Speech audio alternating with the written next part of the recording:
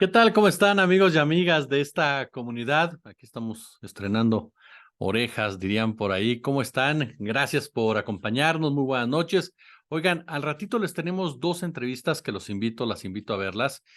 Una con Federico Taboada, en donde hace un análisis muy interesante, pero muy interesante, de cómo se debe reconstruir Acapulco, de cómo se debe combatir literal estos empresarios voraces, ambiciosos, que no tienen cara, se atreven a pedir apoyos para reconstruir sus hoteles cuando son de las personas más ricas de este país y que tienen intereses en países de primer mundo, en paraísos fiscales. No, bueno, de verdad es una sinvergüenzada estos personajes.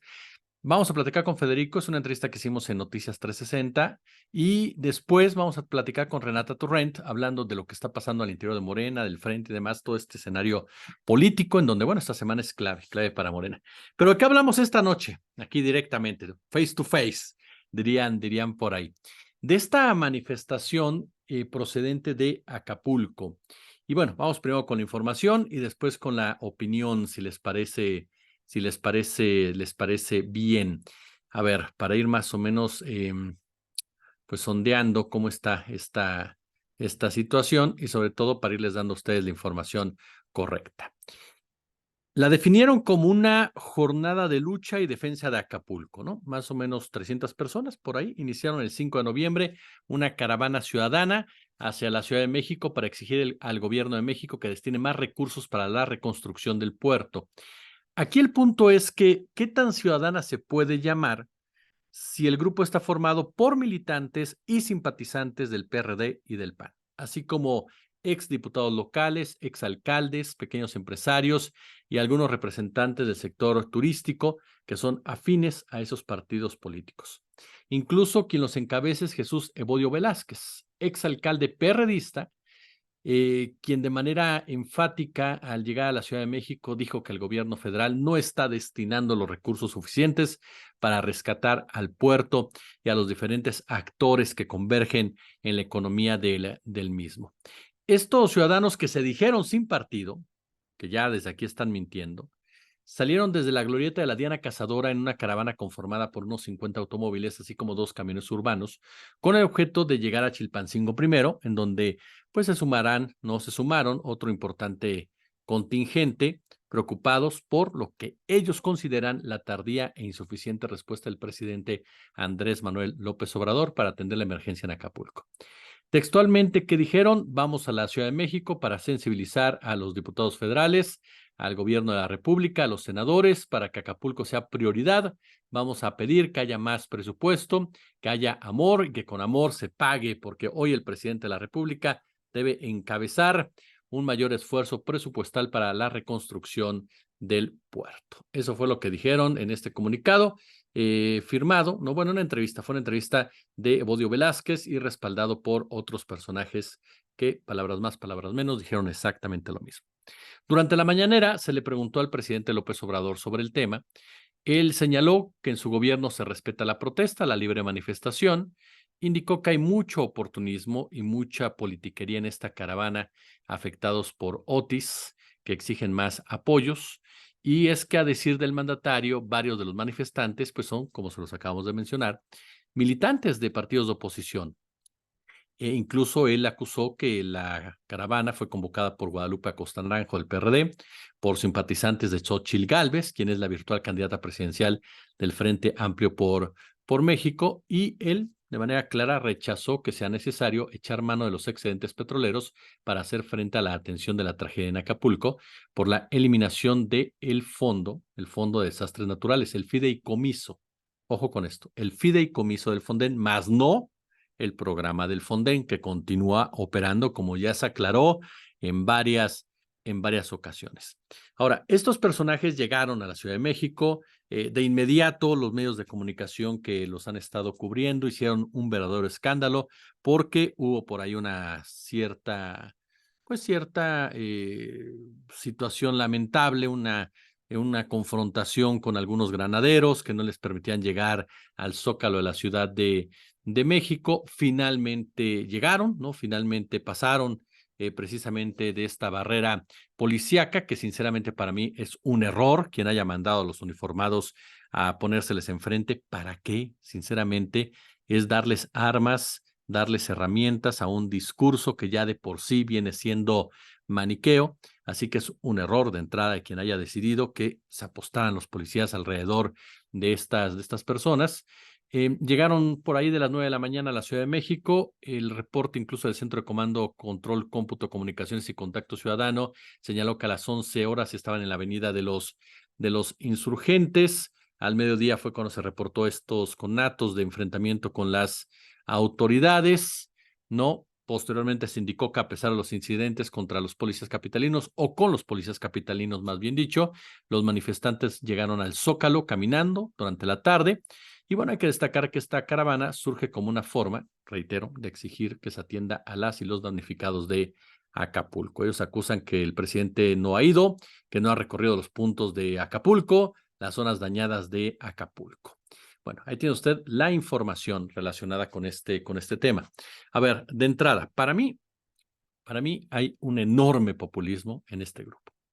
Si uno revisa quiénes están detrás, te topas precisamente con personajes con antecedentes sumamente cuestionables, personajes que lejos de haber sido fundamentales en el desarrollo de las clases populares, de los sectores marginados de Guerrero, se enriquecieron con el servicio público, que han convertido el voto en un negocio, que han convertido la política, en un negocio personal y familiar. Para mí, como se los dije en otra ocasión, los decenas de miles afectados o cientos de miles de afectados por este huracán Otis merecen todo nuestro respeto. Para ellos es normal que la ayuda esté tardando, para ellos es normal que se sientan abandonados, para ellos es normal, que se sientan solos, para ellos es normal que tengan miedo, que no puedan dormir, que estén preocupados. Y no se les puede escatimar absolutamente nada. ¿Por qué? Porque tendríamos que vivir una situación como la que ellos están viviendo para entenderlos plenamente. Y es lamentable que partidos políticos como el PAN y el PRD se comporten como verdaderos buitres, que traten de sacar raja política de una manera tan cínica, tan desvergonzada, porque lo que quieren ellos son más recursos para manejarlos a través de sus diferentes ONGs, a través de sus diferentes representantes, y que de esta manera puedan embolsarse fuertes cantidades de dinero que les permitan seguir mamando del presupuesto. Perdón, los señores no tienen madre. Se los digo con todo el respeto que ustedes como audiencia me lo merecen, que es muchísimo, pero sí creo que hay que decirle las cosas como son. Y esta manifestación no tiene nada de ciudadana. Esta manifestación no habla por los damnificados, que hay y muchos en Acapulco, que efectivamente están clamando por más ayuda, están clamando por mayor celeridad, están clamando por mayor atención.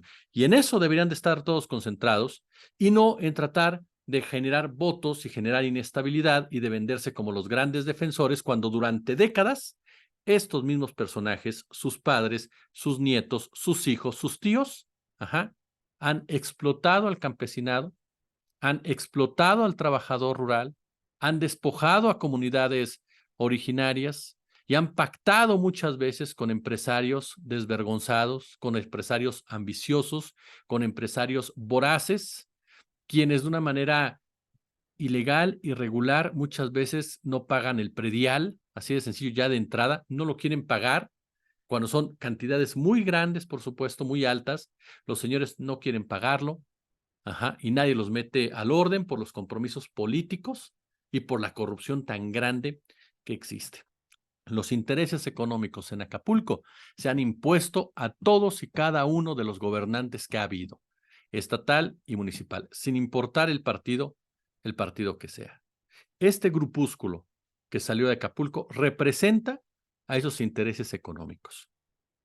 Así de sencillo. Son operadores de ese poder económico que los manda a la capital a generar problemas. ¿Por qué? Porque abiertamente ya se les dijo que no se va a apoyar, no se va a financiar la reconstrucción de hoteles. que la mayoría de estos recursos son destinados para reconstruir Acapulco de abajo para arriba, buscando, por supuesto, mejorar las condiciones de las personas que lo perdieron absolutamente todo. Y claro que hay sectores muy enojados y claro que hay sectores indignados que ya se estaban relamiendo los bigotes, que ya se estaban sobando las manos, esperando, por supuesto, que con la activación de los recursos les salpicaran grandes cantidades de dinero. Lo dijimos en otra participación que ustedes nos hicieron el favor de observar. Si revisamos la historia del Fonden, el tan aclamado Fonden, por diversos grupos y voces de políticos, de medios de comunicación, de analistas económicos y demás, nos topamos con una historia llena de corrupción. Una historia en donde si se destinaban 10 pesos, 3 llegaban a donde tenían que llegar y 7 se repartían entre el político, el empresario, el militar, es decir, las cúpulas. Y resulta que después de la tragedia, las personas en situación de pobreza seguían igual de pobres o todavía más, no cambiaba nada en su vida o se empeoraba. Y estos personajes que habían sido funcionarios, empresarios, tenían más ganancias. Esa era la historia del Fonden. Claro, me dirán, no, pero es que mira, si ayudaba, si beneficiaba. No, claro, pero no como tenía que ser. No para ser un ejemplo de programa. El dinero se desviaba, el dinero se lo quedaban. El dinero, y no, ni siquiera es opinión, es información. Ahí están los datos, las cifras, los números. En la Auditoría Superior de la Federación históricamente está perfectamente registrado lo que se hizo durante los desastres en Quintana Roo, en Chiapas, en el propio Guerrero, aquí en la Ciudad de México con el sismo y en otras entidades más, en Oaxaca, en fin, en donde las autoridades, pues hombre, hacían de la tragedia su business, ¿no?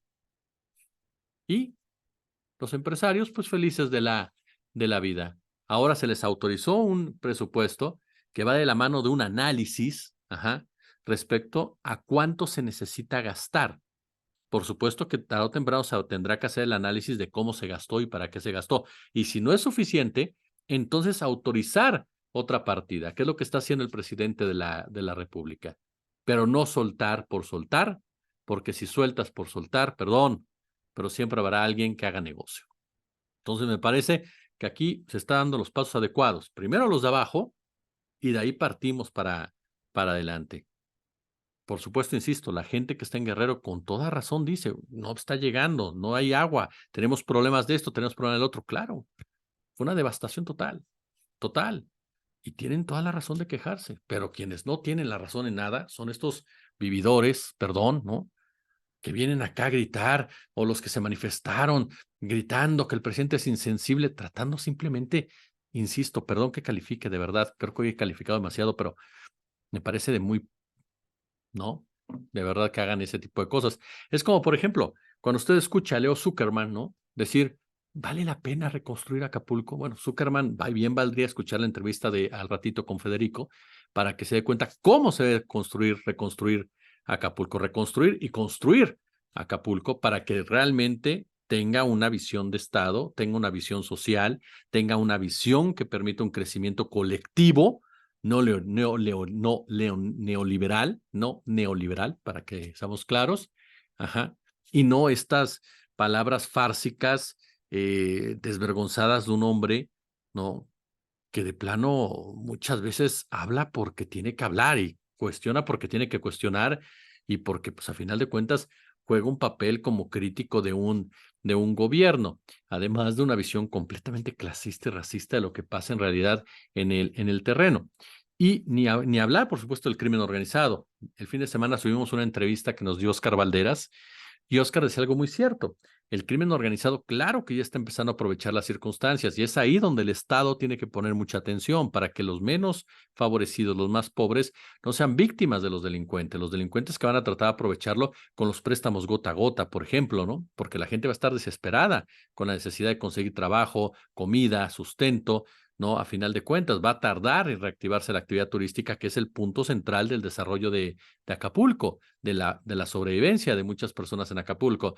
Entonces, por supuesto, ¿no? que el crimen organizado va a estar prestando dinero sin ningún problema con el famoso gota en gota y va a extorsionar a las personas, pero además se va a meter al tema del lavado de dinero. Lo que a mí me parece fuera de lugar es que Héctor de Mauleón asegura que las personas que entraron a los Walmarts y todo eso eran gente del crimen organizado. Yo no voy a decir que el 100% no. Yo no le voy a decir que no había gente que seguramente fue mandada por el crimen organizado en un momento dado, no lo dudo, pero la gran mayoría no, la gran mayoría era gente que lo perdió todo, la gran mayoría era gente que se vio sin nada, que despertó un día y no tenía nada, ajá, que no tenía ni para dónde hacerse, que no tenía ni un garrafón de agua, que no tenía ni siquiera luz, que no tenía ni siquiera ya dónde guardar la poca comida, hombre. Pensar que esa gente es delincuente o que esa gente fue enviada por el crimen organizado, lo único que demuestra es la miopía de Héctor de Mauleón para tratar de analizar un tema como este. Claro que en Guerrero, como se los acabo de decir, hay una fuerte presencia del crimen organizado. Los cárteles son el brazo operativo de los intereses políticos, empresariales, militares, que tienen un vínculo directo con empresarios turísticos. Los empresarios turísticos, muchos de ellos forman parte de ese crimen organizado, esa economía criminal. Y por supuesto que va a haber lavado de dinero y por supuesto que van a mandar estos grupos paramilitares a alterar el orden, a extorsionar, a meter la mano y demás. Tan solo hay que recordar que la clase política de Guerrero tiene relaciones familiares incluso con el crimen organizado. No podemos taparnos los ojos.